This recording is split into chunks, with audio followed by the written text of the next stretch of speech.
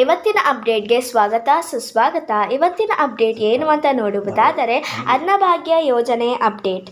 ಈಗ ನಮ್ಮ ರಾಜ್ಯದಲ್ಲಿ ಆಡಳಿತ ಮಾಡುತ್ತಿರುವ ಕಾಂಗ್ರೆಸ್ ಸರ್ಕಾರ ನೀಡುವ 5 ಗ್ಯಾರಂಟಿ ಯೋಜನೆಗಳಲ್ಲಿ ಈ ಅನ್ನಭಾಗ್ಯ ಯೋಜನೆಯು ಒಂದು. ಹೀಗಾಗಿ ಅನ್ನಭಾಗ್ಯ ಯೋಜನೆ ಆಗಸ್ಟ್ ತಿಂಗಳು ಹಣವು ಕೂಡ ಜಮಾ ಆಗಿದೆ ಎಂಬುದರ ಬಗ್ಗೆ ಸಂಪೂರ್ಣ ಮಾಹಿತಿಯನ್ನು ಈ ವಿಡಿಯೋದಲ್ಲಿ ತಿಳಿಸಿಕೊಡುತ್ತೇನೆ.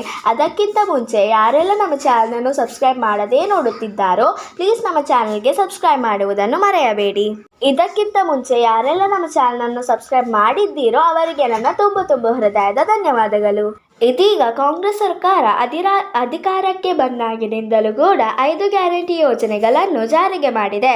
ಈ 5 ಗ್ಯಾರಂಟಿ ಯೋಜನೆಗಳಲ್ಲಿ ಒಂದಾದ ಯೋಜನೆಯ ಹೆಸರು ಅನ್ನಭಾಗ್ಯ ಯೋಜನೆ. ಈ ಯೋಜನೆಯಡಿಯಲ್ಲಿ ಈಗ ಪ್ರತಿಯೊಬ್ಬ ವ್ಯಕ್ತಿಗೂ ಕೂಡ 5 kg ಅಕ್ಕಿಯಂತೆ 170 ಫಲಾನುಭವಿಗಳ ಖಾತೆಗಳಿಗೆ ಈಗ DBT ಮೂಲಕ ಹಣವನ್ನು ವರ್ಗಾವಣೆ ಮಾಡಲಾಗುತ್ತಿದೆ.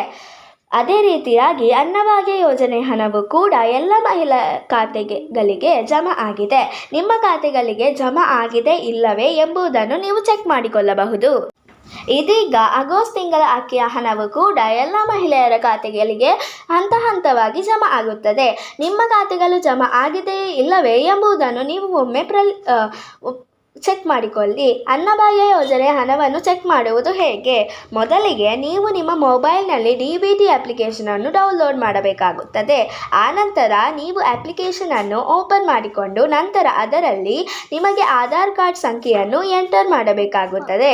ಆನಂತರ ನಿಮ್ಮ ಆಧಾರ್ ಕಾರ್ಡ್ಗೆ ಲಿಂಕ್ ಇರುವಂತಹ ಮೊಬೈಲ್ ನಂಬರ್ಗೆ ಒಂದು OTP ಬರುತ್ತದೆ.